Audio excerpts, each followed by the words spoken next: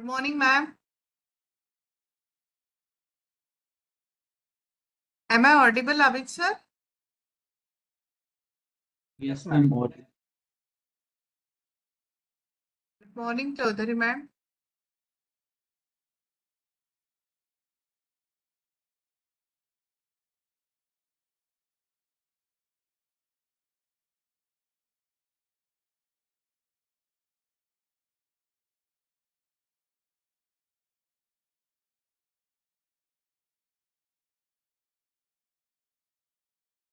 Madam, shall we start the meet or the session?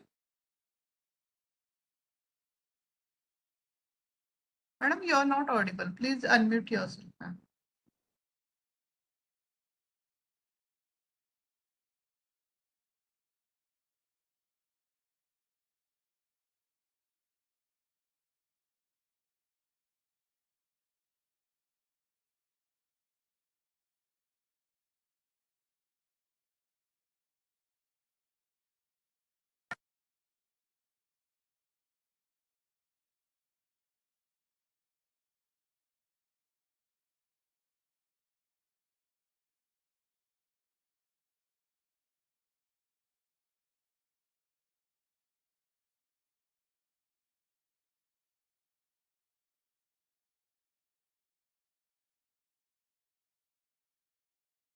Good morning, ma'am. Am I audible, ma'am, right now? बच्चों मेरी आवाज आपको आ रही है? Yes, Please. ma'am. Yes, ma'am. Okay, okay. Madam की आवाज नहीं आ रही है क्योंकि हम लोगों को No, ma'am is not audible.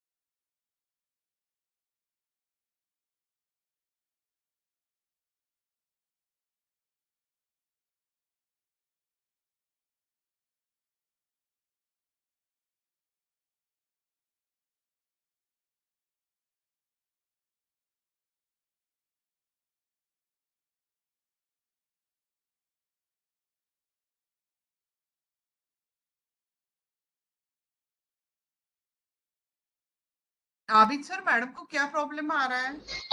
Hello, is it audible? Yeah, Yes, ma'am. ma'am. No audible.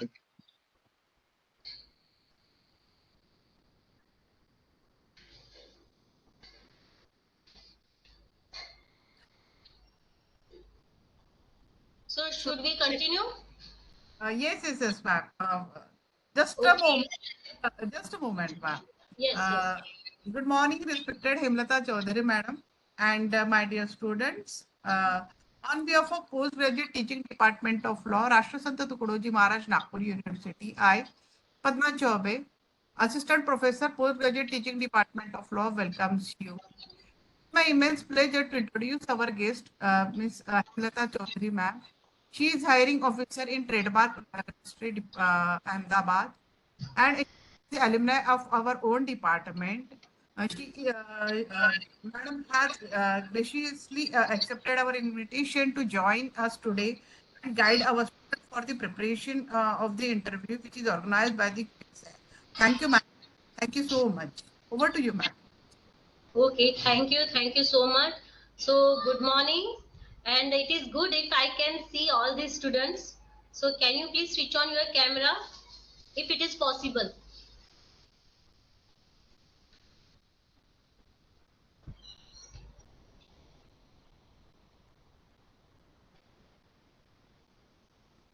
Yeah, so thank you so much. I'm not going to start what is trademark, what is copyright, and what is patent, because you are all of the IPL students, so you know very well what is that.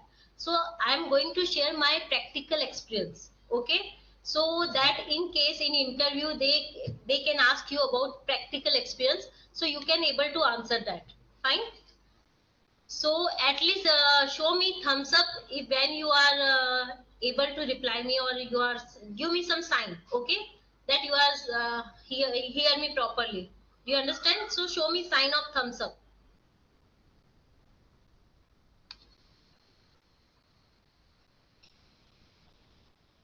So anybody know the filing of trademark? You can unmute yourself if anybody know.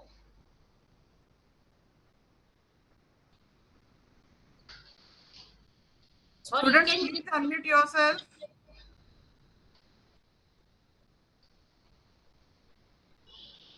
at least reply me. So yes or no? Yes. Yes, yes. Yes, Yes. ma'am. You know the how to file the trademark application, right? Yes, yes. Yes. Okay. So first of all, for trademark application, you know that there is a niche classification. Yes, ma'am. Okay. Trademark classification is necessary. Yes. From class 1 to 35 is for the goods manufacturer, and Goods. class 35 to 45 for service. 36 to 45 for services. Yes. So who has done practice, then that is for okay, but who has not done practice, so please note this point, that niche classification, at least you go through the niche classification. So class 1 to 35, class 1 to 34 is for goods and manufacturer, and for class 35 to 45 for service provider. Okay. So for trademark filing, they sometimes they ask how to file the trademark application. So you know that the first what is the trademark, that is a word mark or that is a logo mark. Then that trademarks used for the which purpose, for the goods purpose, manufacturing purpose, or for service purpose. So you can decide the class according to that, and after that you have to do search of that trademark is already registered or not. And for that you can use the IP India website. Please note down all the points who has not done practice. That for that you have to use IP India website. You have to go on that website, and there is a one option, public search. By using of that option, you can find out that similar that there is any similar marks of you are going to apply. Okay. So if you don't know, then I can show you the demonstration, and if you know then how to do public search, then tell me yes or no. You anybody know how to do public search, at least basic idea? Ma'am, we have to be searched from the site that put the name of that particular name on Yes. that particular website, and we know the following lists are available. This name is already similar or not. Yes. Okay.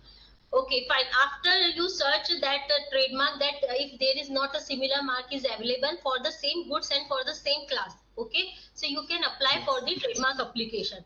Once you apply the trademark application, then it goes to for the, if you are applying for a device mark, then it goes to Vienna section. Always remember. But when you go for the word mark, it goes to sent for examination section, that the examiner can be examine your application. And about device mark, word mark. Okay, we are going by one. Word mark, you had filed the application, then it goes to send for examination. Examiner examine this application by their way, that it can be objectionable or it can be acceptable. Okay, if there is a similar mark is found, then they put the objection of section 11. And if your mark is descriptive, then they put the objection of section 9. Okay. So after that, if they not put any objection and your mark is accepted, then it goes to the for the journal for publications. Okay. And if they put objection of any section under section 9, 11 or 13, then you have to file reply of examination within 30 days. So you have to note down the period of 30 days. Okay. At least reply me so I can know, because this is a online session, so I'm not Yes, able ma'am. to. So Yes, at ma'am. least reply. Yes, So Yes, you ma'am. have so you have to note down that reply of examination period is 30 days. Fine. Then Yes, after ma'am. that, when you reply the examination report, that mark is goes to palm section. Okay. And palm section examine that your reply is satisfied or not. Once they feel that your reply is certified, then that application is cleared in palm section. But if they satisfy, if they are not satisfied, that your application is not clear, or your reply is not clear, or they need any documents in proof of that. So they put that matter in show cause hearing. And after that, they put the matters on show cause hearing. You have to clear your marks in show cause hearing in front of the hearing officer. Okay. And same thing, once you clear the examination application in front of examination report, then they accept the application or they reject the application on your reply. Once they accept the application, same that goes for the journal. Okay. And in journal, they have prescribed the period of 4 months. Please note down this also point.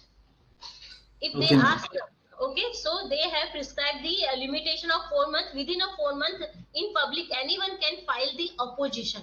Okay. Okay.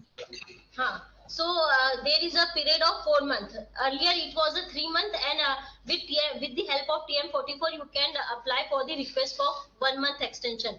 But now after 2017 amendment, the period of is 4 months. There is a no choice, or there is no option of extend the time period. Fine. If that mark is opposed by anyone, then that mark status has been changed from acceptance to the opposed. Okay. You understand the concept of the because you can check your application status anytime, or from where you can check the status, same from the IP India website. There is a trademark status. There is a one option. You can go that option.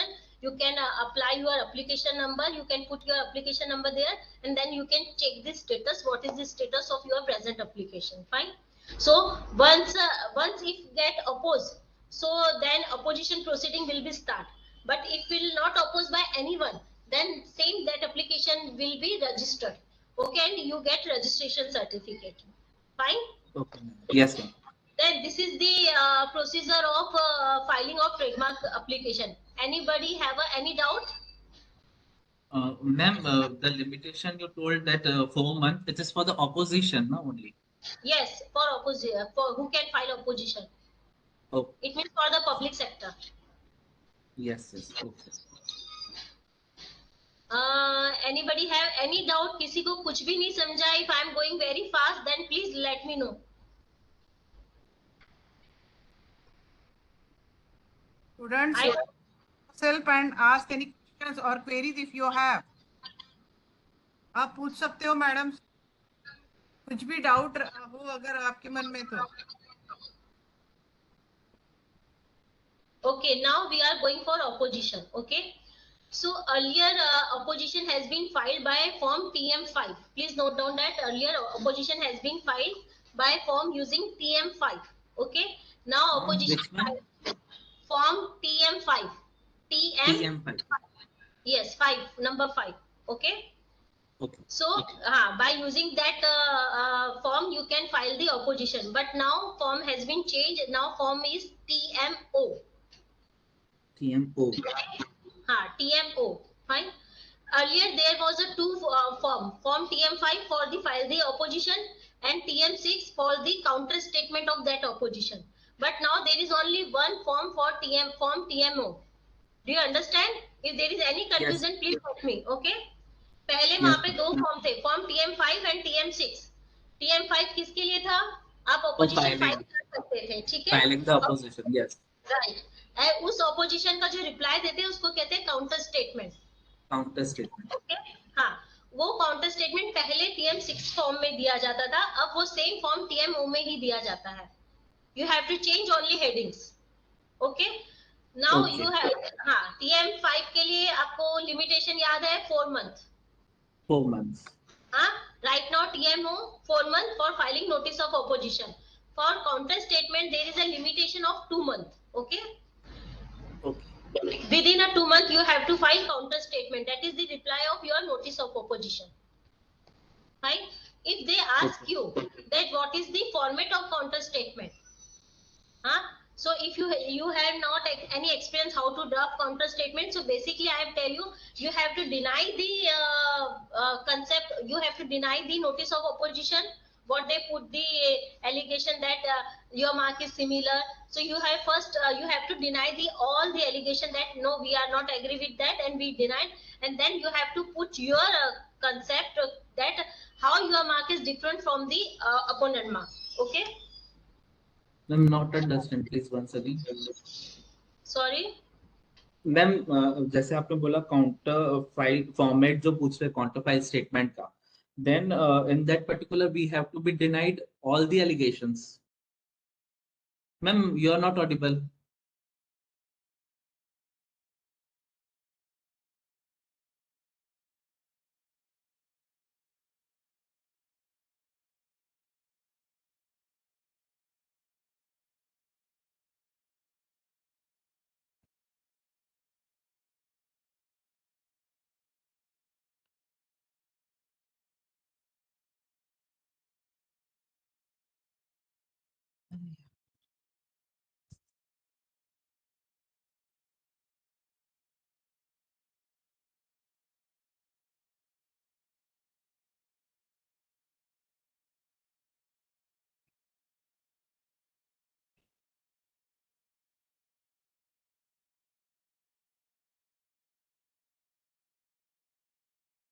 Not audible, ma'am.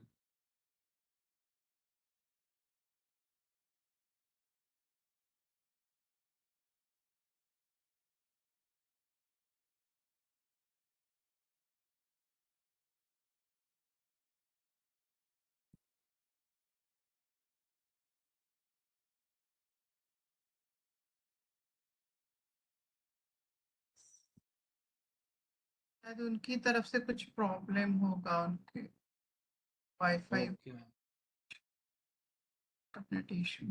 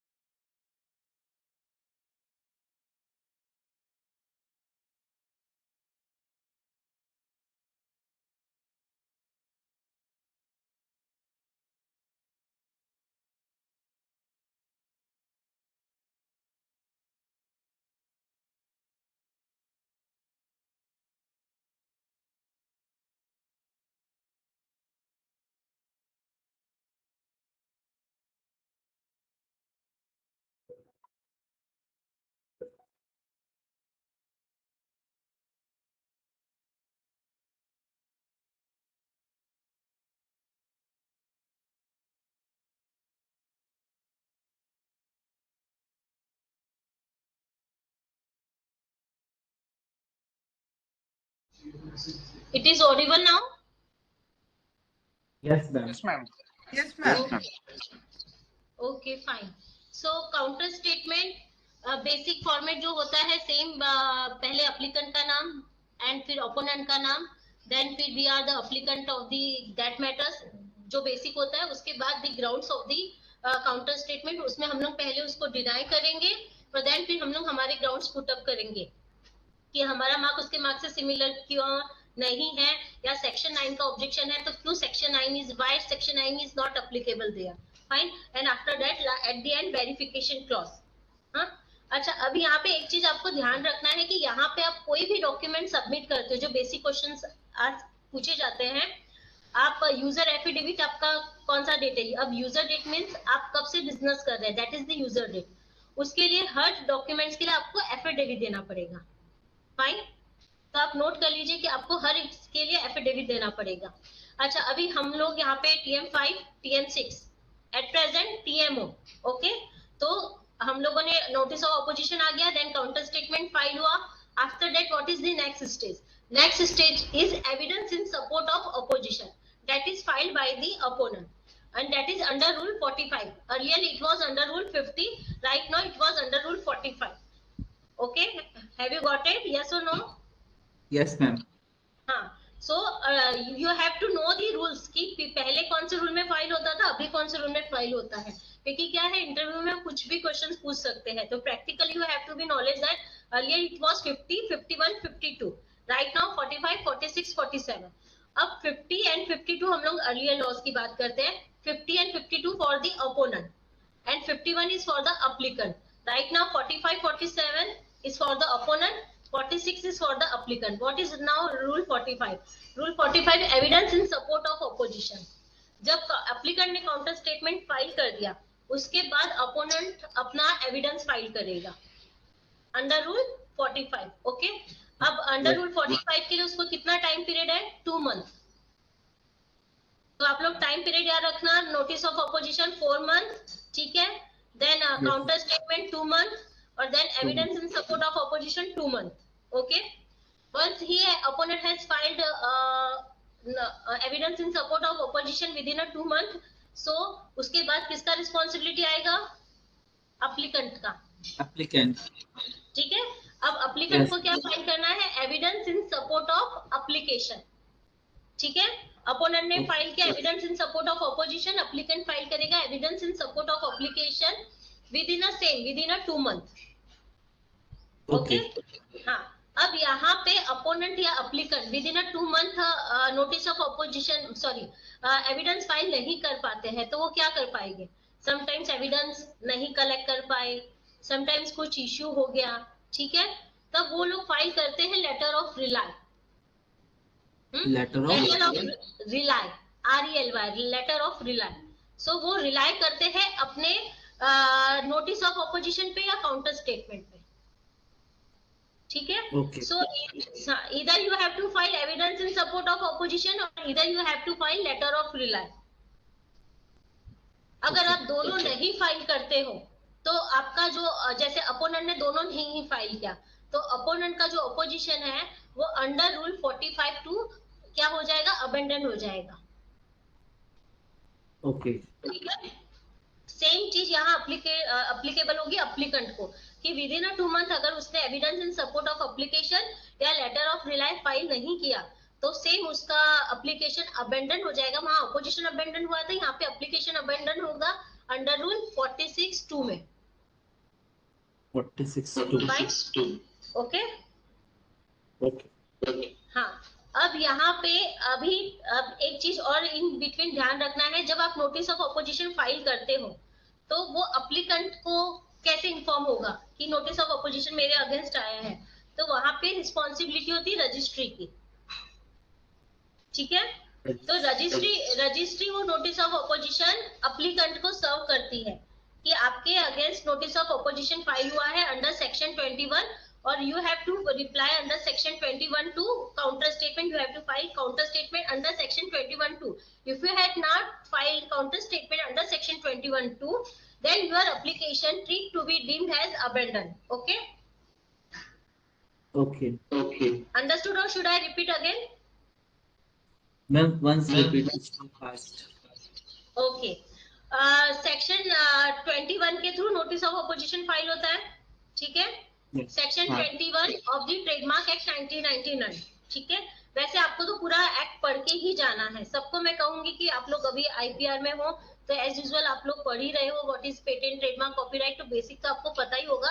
But trademark act 1999 और trademark rules 2000 अभी at present 2017 amendment के साथ अगर आप वो पढ़ सकते हो तो बहुत अच्छा है, वो पढ़ोगे तो अच्छा है, क्योंकि वो कोई भी सेक्शन कोई भी एक्ट पूछ सकते हैं, मतलब कोई भी सेक्शन या कोई भी रूल, तो एटलीस्ट आपको पता होना चाहिए कि वो क्या है। ठीक है, तो अभी यहाँ पे रजिस्ट्री की रिस्पॉन्सिबिलिटी है कि वो आपको इन्फॉर्म करेगी। अंडरस्टूड?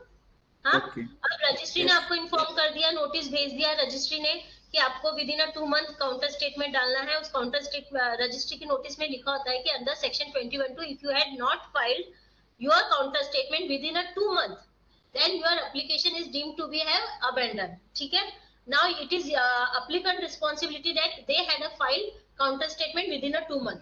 अब उसने counter statement with in a 2 month file कर दिया, तो सेम काउंटर स्टेटमेंट रजिस्ट्री सर्व करेगी अपोनेंट को। किसको सर्व करेगी? अपोनेंट को। और अपोनेंट को इन्फॉर्म करेगी कि within a 2 month you have to file evidence in support of opposition. Okay, और अगर विद इन अ 2 मंथ वो लोग फाइल नहीं करते हैं तो उनका अपोजिशन क्या हो जाएगा? Abandoned under rule 21(2) 45(2) sorry. Okay, under rule 45(2) उनका। हाँ, तो अभी यहाँ पे रजिस्ट्री ने 2 बार इन्फॉर्म किया, एक बार अपोनेंट को, सेकेंड टाइम एक बार एप्लीकेंट और अपोनेंट को। ठीक है, गॉट इट और नॉट? हाँ, यस मैम। जब evidence in support of opposition file करने की बारी आती है, वहां पे रजिस्ट्री का रोल नहीं है, वहां पे रजिस्ट्री आपको इन्फॉर्म नहीं करेगी, वहां पे that is the duty of opponent as well as the applicant. Opponent की ड्यूटी है कि वो एक कॉपी रजिस्ट्री को भेजे और एक कॉपी एप्लीकेंट को भेजे। ओके, और अपोनेंट ने मैंने आपको जैसे पहले बताया था कि अपोनेंट जो है वो या तो evidence in support of opposition file करेगा या फिर लेटर ऑफ रिलाई फाइल करेगा। ठीक है, तो दोनों में से उसने कुछ भी एक फाइल किया, उसको दोनों को भेजना है। किनको? रजिस्ट्री को भी भेजना है और एप्लीकेंट को भी भेजना है। ठीक है, अब इन दोनों में से किसी एक को वो नहीं भेजता है तो भी उसका अपोजिशन अबेंडन हो जाएगा अंडर रूल 45(2). ओके, नहीं फाइल करता है तो भी होगा, दोनों में से किसी एक को नहीं भेजता है तो भी हो जाएगा। ठीक है, हाँ, सेम चीज यहाँ पे एप्लीकेंट पे भी होती है लागू, कि एप्लीकेंट जब evidence in support of application file करता है under rule 46, earlier it was 51। ठीक है, तो सेम उसको एक कॉपी अपोनेंट को भेजनी है और एक कॉपी रजिस्ट्री को भेजनी है। और अगर वो दोनों में से किसी एक को एक कॉपी नहीं भेजता है, whether it is evidence in support of application और whether it is letter of rely, उसका एप्लीकेशन क्या हो जाएगा? Again abandoned under rule 46(2). ठीक है, हाँ, अभी इसमें 2 क्राइटेरिया है, आप समझे या नहीं समझे? या तो उसे evidence in support of opposition या लेटर ऑफ रिलाई फाइल करना है विद इन 2 मंथ। अगर वो नहीं फाइल करता है तो भी 46(2) में उसका एप्लीकेशन अबेंडन हो जाएगा। सेकंड, उसे जो कॉपी देनी है वो दोनों को देनी है, रजिस्ट्री को भी और एप्लीकेंट को भी। हाँ, अगर वो अपोनेंट को नहीं देता है कॉपी तो भी और सिर्फ रजिस्ट्री को इन्फॉर्म करता है और अपोनेंट को नहीं देता है तो भी उसका एप्लीकेशन अंडर रूल 46(2) अबेंडन हो जाएगा। ठीक है, अब ये 2 स्टेज जब कंप्लीट हो गई, पहला notice of opposition, counter statement, evidence in support of opposition, then evidence in support of application, उसके बाद नेक्स्ट स्टेज है under rule 47, earlier it was under rule 52। उसमें वो फाइल करना है, किसके? अपोनेंट को करना है, एविडेंस इन रिप्लाई। क्या होगा वो? Evidence in reply. हाँ, जब अपोनेंट ने evidence in support of application डाल दिया है, उसके रिप्लाई में उसे अपना जो भी आर्गुमेंट्स है वो वहां पे सबमिट करना है। ये चीज स्टेज हो गई, मतलब एविडेंस स्टेज क्लोज हो गई। इसके बाद रजिस्ट्री का रोल होता है, रजिस्ट्री देखती है कि एविडेंस स्टेज क्लोज हो गई, then they will put on that matter on opposition hearing. Okay, हाँ, तो अभी anybody have any questions about opposition process? No ma'am. अच्छा, अभी ये हमारा ये हो गया, यहाँ पे हियरिंग पे, यहाँ तक हम लोग पहुंच गए, वहां पे भी हम लोग हियरिंग पे पहुंच गए थे। अपोजिशन का जो हियरिंग होता है उसको अपोजिशन हियरिंग्स कहते हैं, जो ट्रेडमार्क फाइलिंग करते हैं और उस टाइम पे जब मैटर ऑब्जेक्शन पे आता है, वो जो हियरिंग होता है उसको कहते हैं show cause hearing. What ma'am? Show cause hearing. हाँ, SHOW, show, CAUSE, cause hearing, show cause hearing and opposition hearing. तो अगर वो पूछते हैं कि what is show cause hearing, तो आपको पता होना चाहिए कि शो कॉज हियरिंग क्या होता है और ऑपोजिशन हियरिंग क्या होता है। ओके मैम, एक और बार बताइए, show cause hearing means? Show cause hearing जब हम लोगों ने एप्लीकेशन अप्लाई किया था, हमारे ऊपर ऑब्जेक्शन रजिस्ट्री ने पुट किया था कि योर मार्क इज, आपका सेक्शन 11 का ऑब्जेक्शन पुट किया था कि आपके मार्क से सिमिलर मार्क ऑलरेडी रजिस्टर्ड है। देन हमने रिप्लाई दिया था विद इन 30 डेज, ठीक है। उसके बाद Yes, फिर वो, हाँ, उसके बाद जब मैटर हियरिंग पे आता है वो शो कॉज हियरिंग होता है। ओके ओके, ठीक है। ओके। अभी ये दोनों चीजें हो गई। अब आपको क्या क्या चीजें और ध्यान में रखना है। इनका ऑफिस कहाँ कहाँ पे है, तो आप आईपी इंडिया की जो वेबसाइट है आप एक बार उसको गो थ्रू कर लीजिएगा। हाँ, यस सर। ठीक है। हाँ, वैसे मैं आपको बता देती हूँ, इनका 5 जगह पे ऑफिस है, दिल्ली, चेन्नई, मुंबई, कोलकाता एंड अहमदाबाद। ओके और ट्रेनिंग सेंटर जो है वो RGNIPM नागपुर में। Yes ma'am. ठीक है। और अभी आप में से जिनका भी सिलेक्शन होगा उनको नागपुर में ही उसी ऑफिस में बैठना है। Okay ma'am. अच्छा, अभी हम लोगों ने फाइलिंग कर लिया, अभी हम लोगों ने ये कर दिया, ठीक है। अपोजिशन में हमारा मैटर जब क्लियर हो जाएगा तो एज यूजुअल रजिस्टर्ड हो जाएगा, जैसे शो कॉज हियरिंग में हमारा एक्सेप्ट हो जाता है तो रजिस्टर्ड हो जाता है, ठीक है। हाँ, अभी हम लोगों ने मैंने आपको बताया कि अपोजिशन कोई भी फाइल कर सकता है पब्लिक सेक्टर में जिसे लगता है कि नहीं, रजिस्ट्री ने मेरा मार्क साइट नहीं किया और यहाँ पे अप्लीकेंट ने जो अप्लाई किया वो मार्क मेरे मार्क से सिमिलर है, ठीक है। पर उसने ऑपोजिशन फाइल नहीं किया, फाइन, हाँ, उसका मार्क रजिस्टर्ड हो गया, तब उसके पास क्या ऑप्शन है? Anybody knows?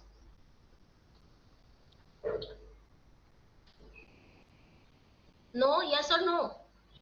नो मैम। ओके, अच्छा। अभी किसी ने मार्क अपना रजिस्टर्ड करवा लिया, ठीक है, और वो मार्केट में यूज नहीं कर रहा है, सिर्फ रजिस्ट्रेशन करवा के छोड़ दिया है। Do you think this is correct और रॉन्ग? Wrong ma'am. हाँ, nobody can take monopoly on that. Okay, so यहाँ पे अगर किसी ने आपने मार्क अपोज नहीं किया, उसका मार्क रजिस्टर्ड हो गया और आपको पता चलता है कि वो मार्केट में यूज नहीं कर रहा है, उसने सिर्फ मार्क रजिस्टर्ड करवा के छोड़ दिया है, और या फिर आपका मार्क सिमिलर है और वो यूज कर रहा है, you are the prior user, तो आप रेक्टिफिकेशन फाइल कर सकते हो आफ्टर रजिस्ट्रेशन। ओके ठीक है, करेक्ट। क्या फाइल Yes, कर sir. सकते हो? Rectification, that is under Correct. Section 57।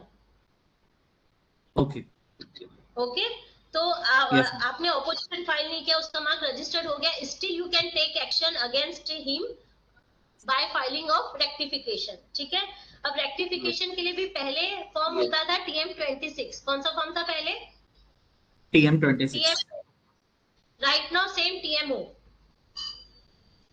TMO ठीक है, तो सेम चीज TMO फॉर्म किसके लिए? अपोजिशन के लिए भी, काउंटर स्टेटमेंट के लिए भी, रेक्टिफिकेशन के लिए भी, सबके लिए अभी एक ही फॉर्म है। कौन सा है? TMO। ओके, और पहले का Yes. याद है ना आपको? TM56 एंड TM26, ठीक है। Yes, हाँ, ma'am. अभी सेम रेक्टिफिकेशन की भी प्रोसीजर वैसी ही है।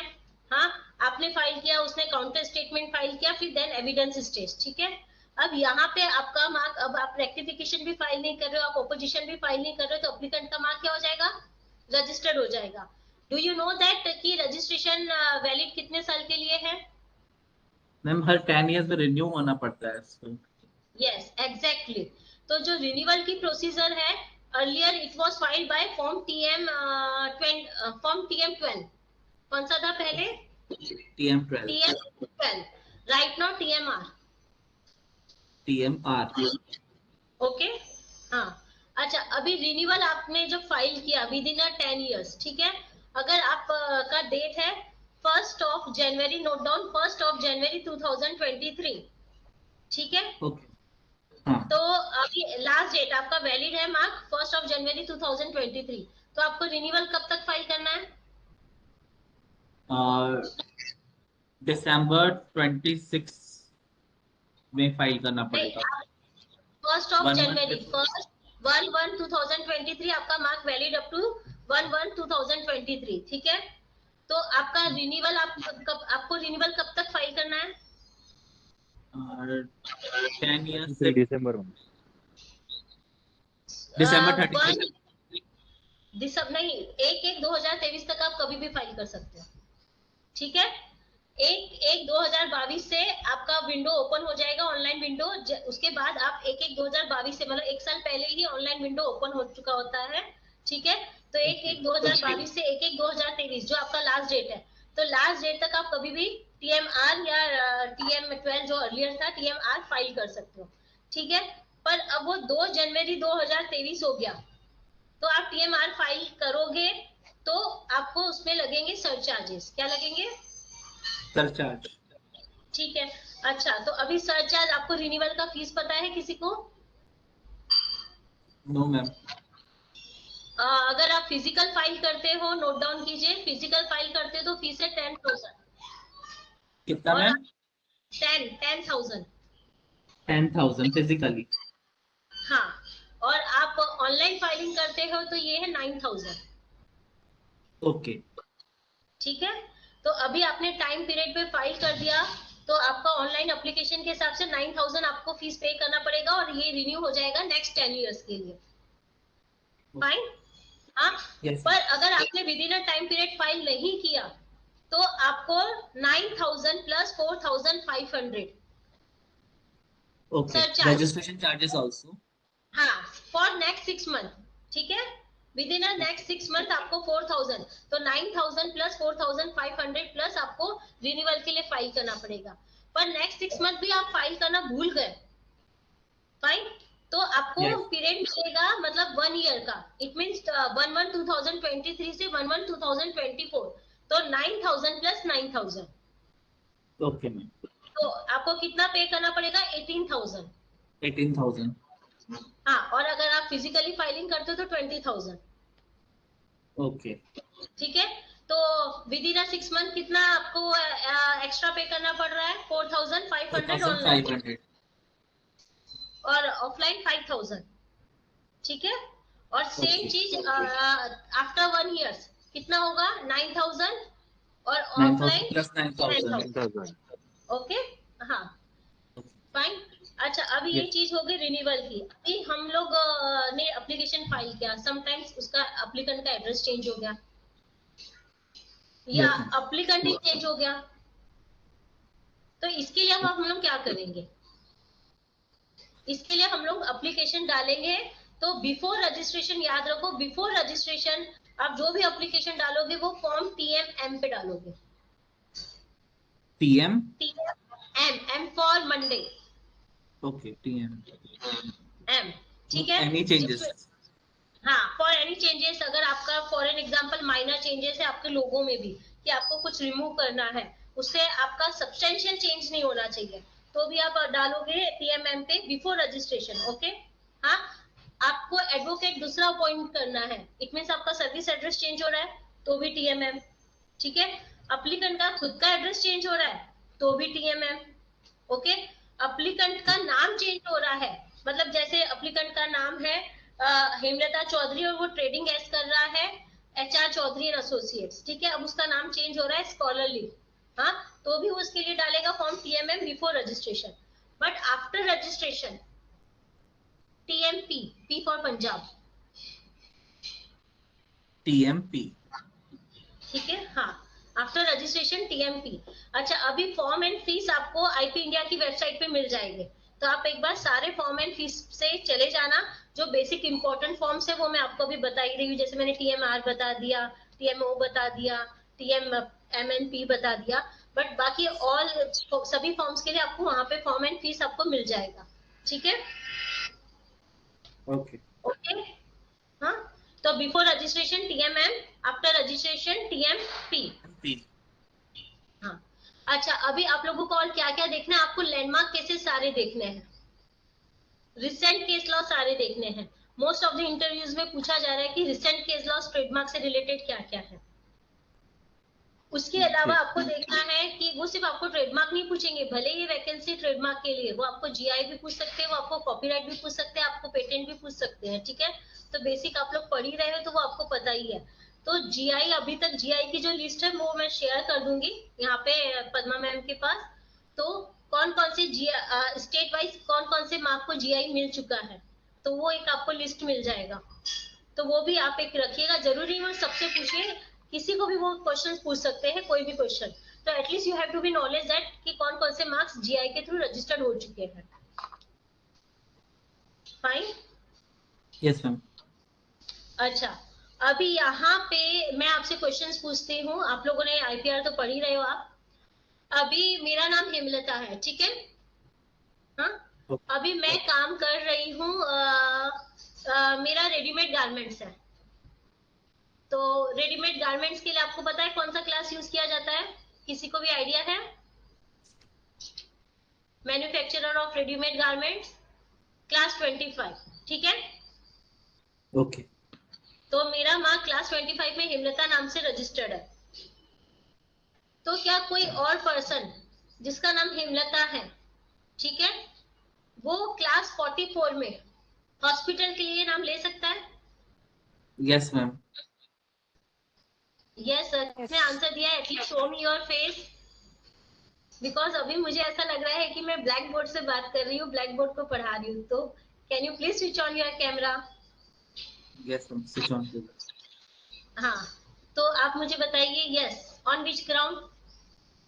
Ma'am classes are different now sir. 25 class के लिए which is different from 245 class which is totally it's a ready made and it's a hospitality,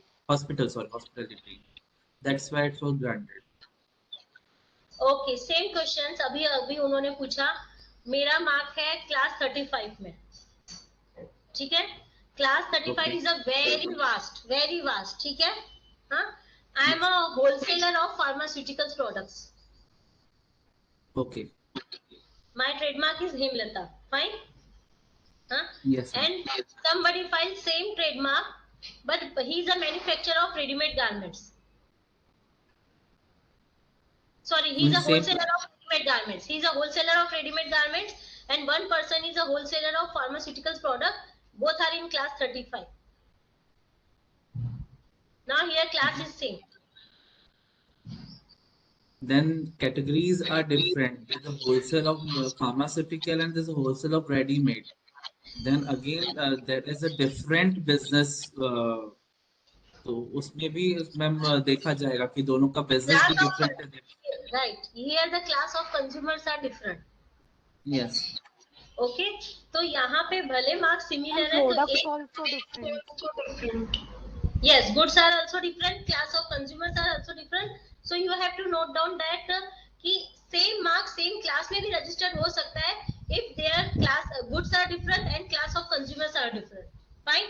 And for that very good case is Nandini. तो Nandini case का मैं citations आपको दे दूंगी, अगर नहीं पता है तो नंदिनी केस आप लोग प्लीज पढ़ के जाइएगा,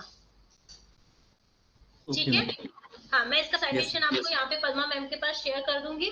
हाँ, तो नंदिनी केस में सुप्रीम कोर्ट ने यही कहा है कि एक क्लास में बहुत सारे गुड्स होते हैं, ठीक है?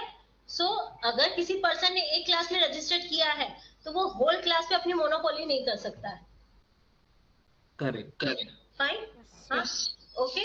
अब नेक्स्ट क्वेश्चन इज दैट क्या नंबर्स 555 ट्रेडमार्क रजिस्ट्रेशन के लिए अप्लाई किया जा सकता है? Numbers 555, numbers are also registered. Good. Numbers can also be registered, right? ठीक है?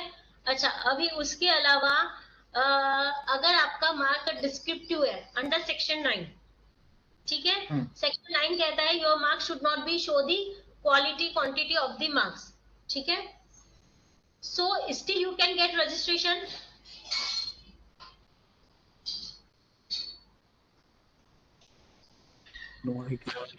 No idea. Okay.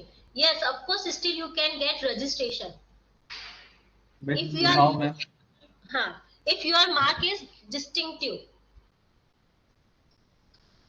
ठीक है, अभी मैं मार्केट में मार्क यूज कर रही हूँ 1990 से, ठीक है? Yes, ma'am. 1990 से मैं मार्क यूज कर रही हूँ। मैंने अप्लाई किया है 2000 में एप्लीकेशन। ओके। राइट, अब मैं कितने साल पहले से यूज कर रही हूँ mark? 1990, so 10 years before. 10 years before.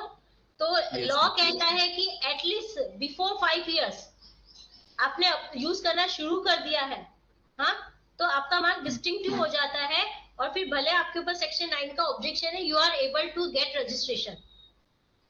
Okay. Fine. Yes.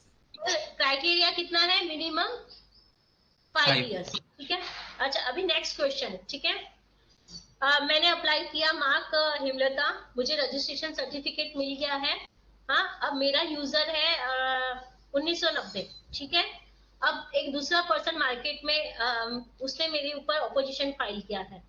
वो कह रहा है कि मेरा यूजर 1972 का है और सेम मार्क मैं हेमलता यूज कर रहा हूँ, सेम गुड्स. ठीक है. मैन्युफैक्चरिंग ऑफ जींस मेरा भी है, मैन्युफैक्चरिंग ऑफ जींस उसका भी है. तो आपको क्या लगता है रजिस्ट्रार किसके बारे में सोचेगा? मैम जिसका रजिस्टर 1990 से, बिकॉज अगर उन्होंने 1990 उसमें अपोजिशन पार्ट होता है, तो जब 1990 में आपने अपना रजिस्टर्ड कराया तब उसने कोई अपोजिशन फाइल क्यों नहीं किया? अगर similar mark and similar goods पे वो मार्किंग हो रही थी, then at that particular position he can took the objection on that particular thing. After Okay. that I think 1990 को प्रायोरिटी दी जाएगी. ओके, आपका नरेंद्र का ये कहना है. Anyone else?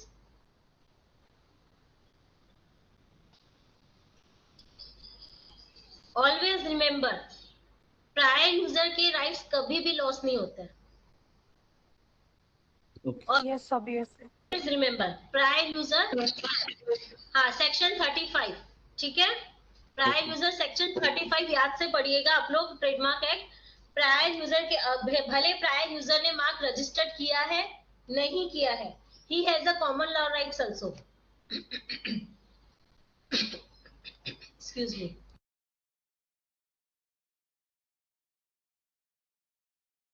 ठीक है.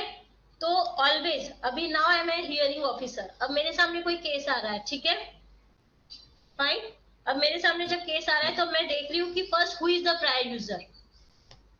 ओके. देन सेकंड थिंग्स मैं ये देख रही हूँ कि how the applicant adopt this mark. He is a honest and concurrent user और नॉट. सेक्शन 12. ठीक है. तो Yes, उसे ma'am. बताना पड़ेगा कि yes I am the honest and concurrent user. हाँ. Yes, ma'am. तो Yes, ma'am. हाँ, सो यहाँ पे बहुत इंपॉर्टेंट है how you adopt this mark. Second thing, who is the prior user. ठीक है. तो ये प्रायर, हमेशा याद रखना, प्रायर यूजर्स के राइट्स वॉयलेट नहीं होंगे. हाँ.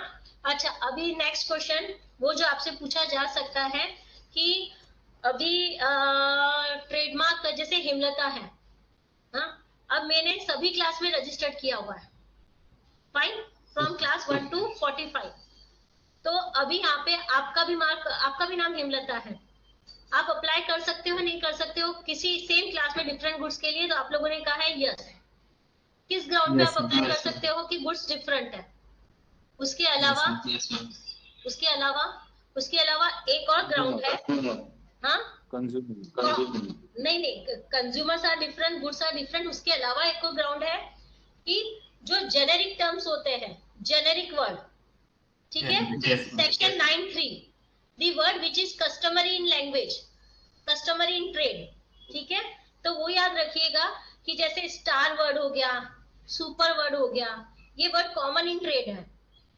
So Yes, no ma'am. one Yes, can monopoly on that word which is common in trade.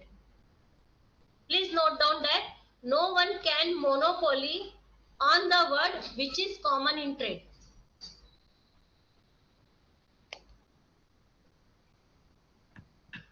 So what is the best criteria if you are suggest to your client when they are going to apply the trademark, your mark should be unique.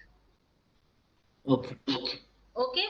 If मैं registered Yes. कर रही हूँ superstar word के लिए, so my mark is not unique. Okay. तो यहाँ पे Yes. मैं किसी के ऊपर ऑब्जेक्शंस लूंगी और वहां पे देखा जाएगा मेरा भी मार्क डिवाइस मार्क है, दूसरे का भी मार्क डिवाइस मार्क है, पर वहां पे आर्टिस्टिक वर्क भी देखा जाएगा कि दोनों का Yes, artistic work yes. Similar है या डिफरेंट है.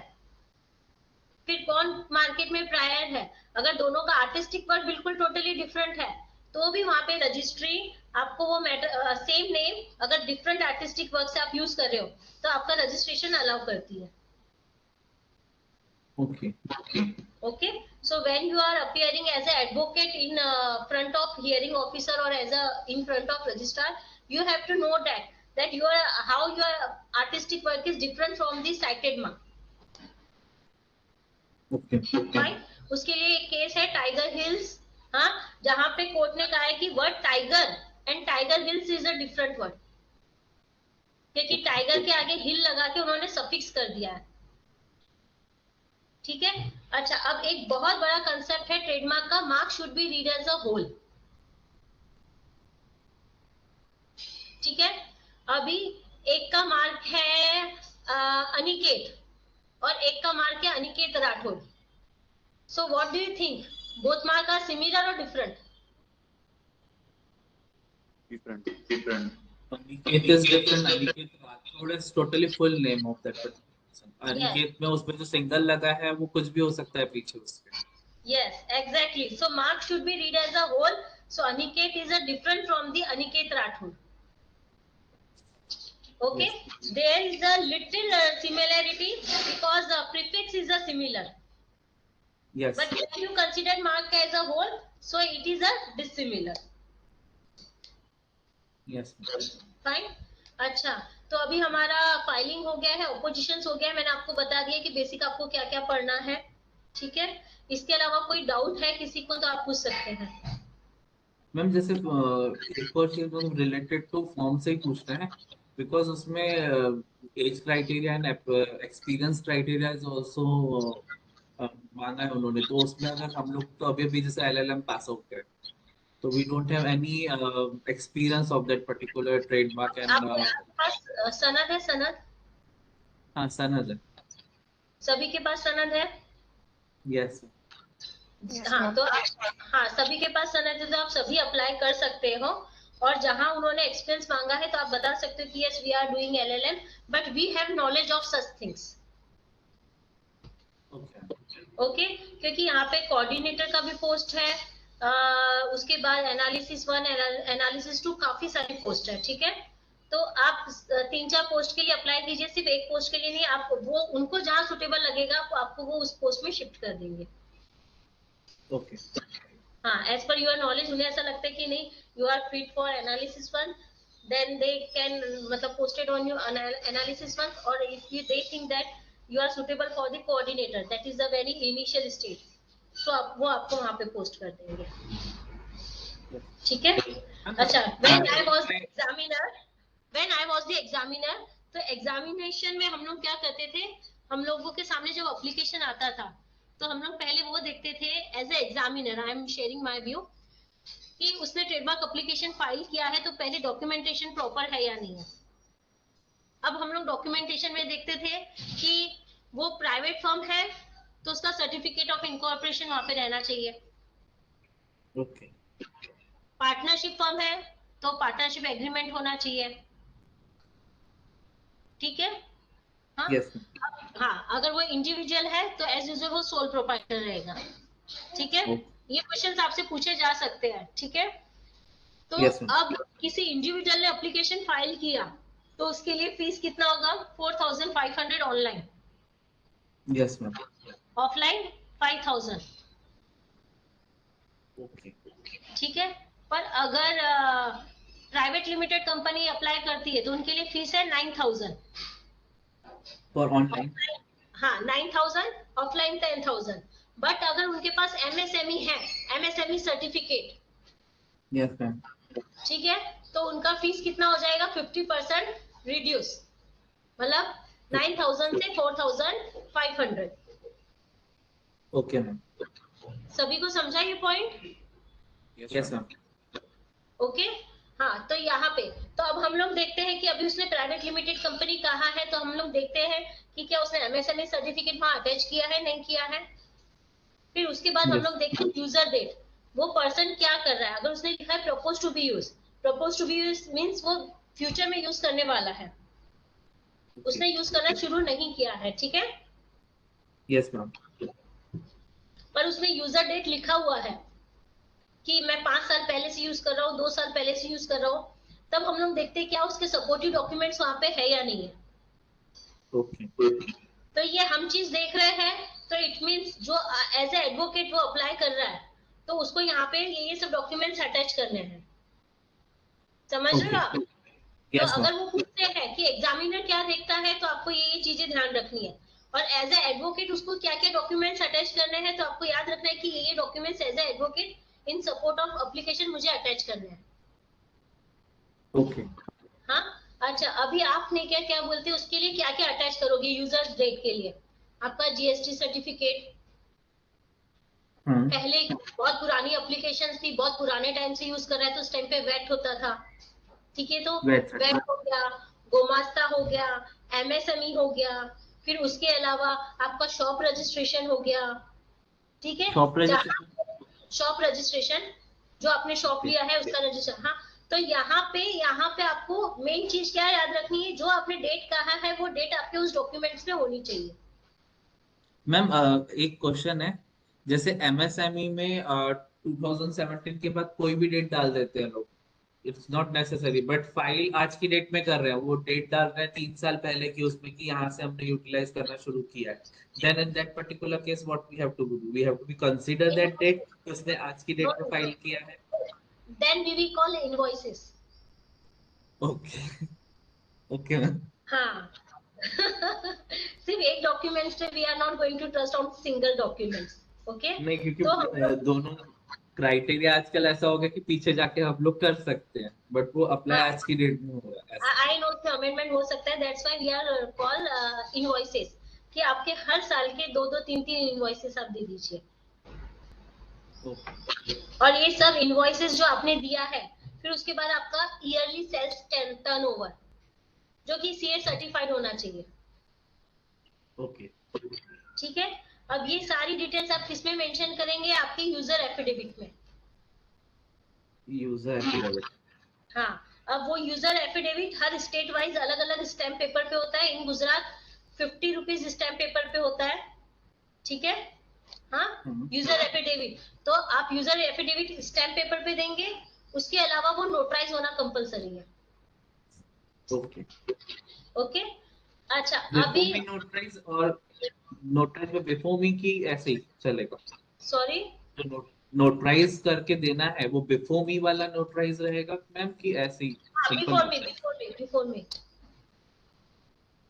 ओके। अच्छा अभी सेकेंड थिंग, यहाँ पे ट्रेडमार्क अप्लीकेंट जो है वो खुद भी एप्लीकेशन फाइल कर सकता है या एडवोकेट या एजेंट के थ्रू भी फाइल करवा सकता है, ठीक है? अब एडवोकेट और अटर्नी और agent both are different. Yes ma'am.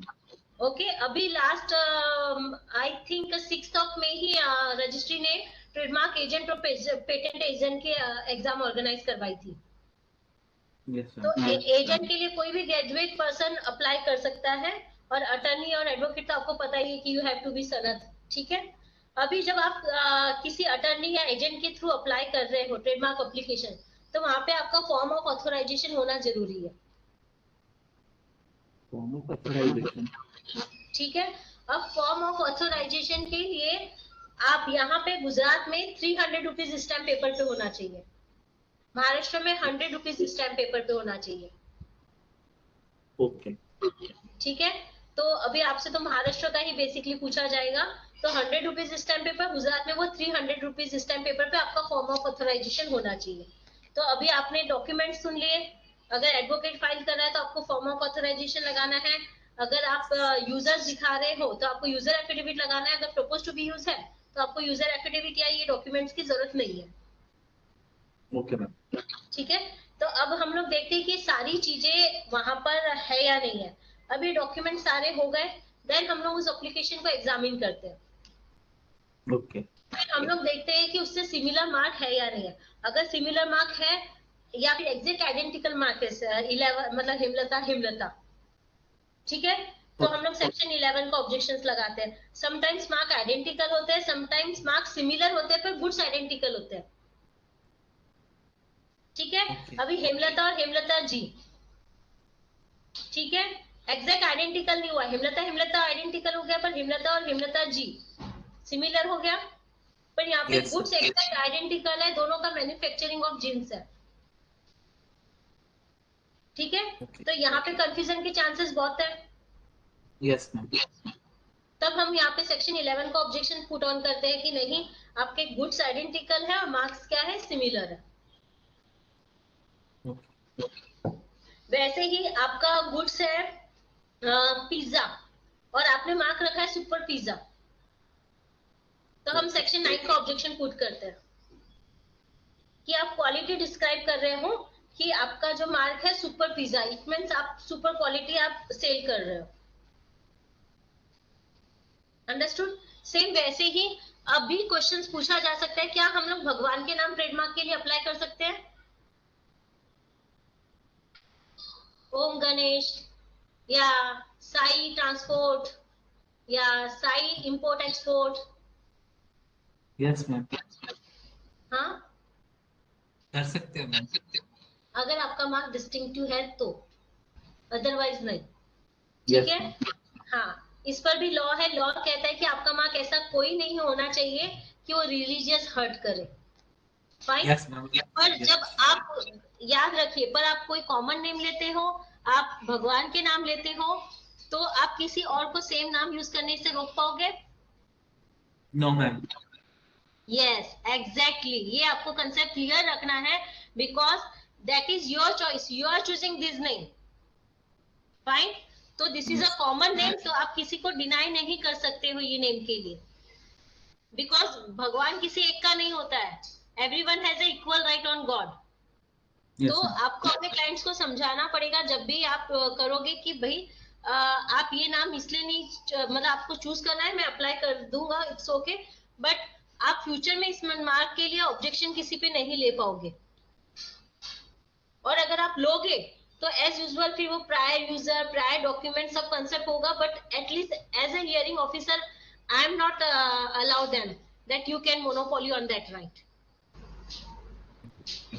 Because everyone has a equal rights, right? तो एज ए हियरिंग ऑफिसर मैं तो अलाउ नहीं कर रही हूँ।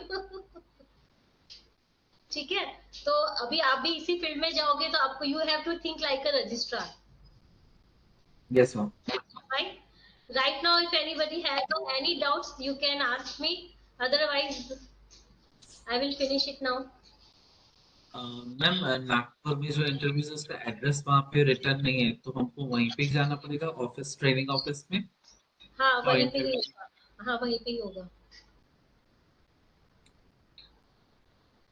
ठीक है?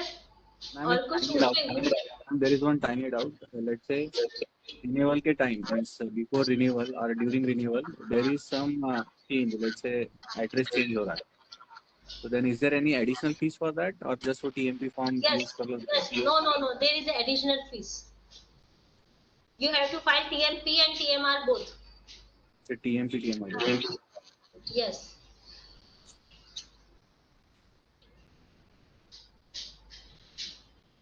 Okay. Everyone is clear? Yes. हाँ, मैंने जो शेयर किया है आपसे सिर्फ प्रैक्टिकल एस्पेक्ट्स क्लियर किया है, क्योंकि आई नो आप सब स्टडी कर रहे हैं तो आप लोगों को प्रैक्टिकल नॉलेज नहीं है, बाकी थ्योरेटिकली आपको पूरा रीड करना पड़ेगा। Fine? Yes, sir. So all the best, Thank you, ma'am. And I hope अपने Thank you, LLM ma'am. Department के मोस्ट ऑफ द स्टूडेंट्स या सबकी सब सिलेक्शन वहाँ पे हो जाए। Thank you, ma'am. Okay, so Padma ma'am? Yes, yes, Padma, yes, ma'am. Thank you so Yes. much. On behalf of Postgraduate Teaching Department of Rashtrasant Tukodoji Maharaj Nagpur University, I would like to thank Principal Hemlata Chaudhary Madam, who accept our invitation on such short notice and students on procedural aspect of trademark. Thank you so much, Madam, for accepting our invitation and guidance. Thank you, students, for joining us. Thank you, ma'am. Yes, thank you so much. Okay, I will share with you, Padma ma'am. You can share with that the notes and documents with the students. Okay? Sure, ma'am. Sure. Okay, thank you. Thank you, ma'am. Thank you, ma'am. Thanks.